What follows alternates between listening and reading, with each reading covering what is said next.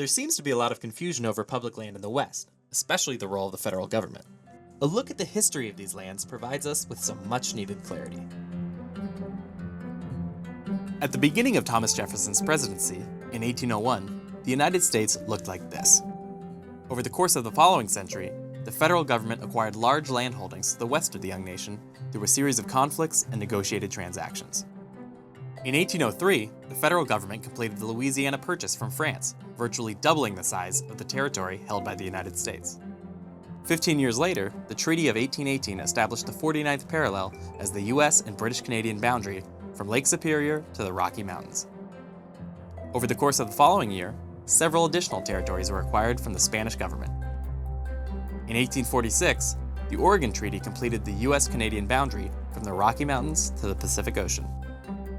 2 years later, after the Mexican-American War, Mexico ceded a large portion of territory to the United States.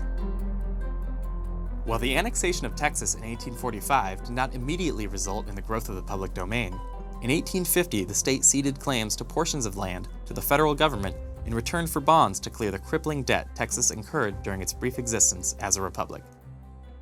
In 1853, the U.S. acquired another small portion of land from Mexico in the Gadsden Purchase. And in 1867, the U.S. made the last major addition to its federal lands by purchasing the Alaskan Territory from Russia. All told, nearly 1.8 billion acres of public domain lands were acquired by the federal government.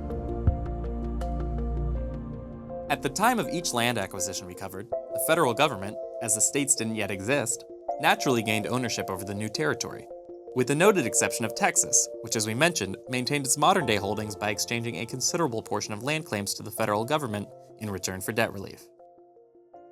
Throughout most of the 1800s, the United States government sought to encourage Western settlement and economic development by selling or giving away the federally held land to citizens through homesteading, private companies through sales, and to the states themselves via land grants. The easternmost areas in these acquisitions grew rapidly in population, spurred on not only by federal disposal policies, but also by the abundance of fertile and easily farmable land.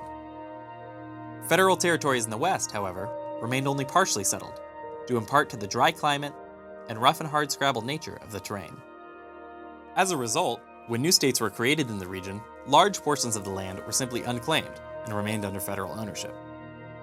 As part of the legal process, the people of each new state renounced any future claim to the federally held public lands within their borders, although they were deeded large land grants in exchange. Most of these states joined the Union via what are known as the Enabling Acts, each of which details the state's acknowledgement of federal public lands. The people inhabiting this state do agree and declare that they forever disclaim all right and title to the unappropriated public lands lying within the boundaries thereof. After all the western states had joined the Union, the U.S. largely continued to dispose of landholdings.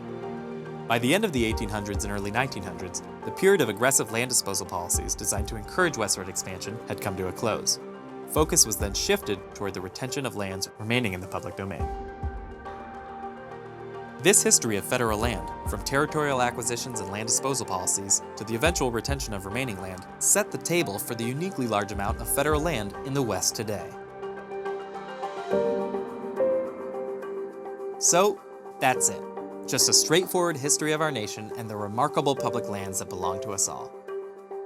For the many uses of this land, from recreation to industry, as well as out of a sense of patriotic duty, we stand firm. Keep it public.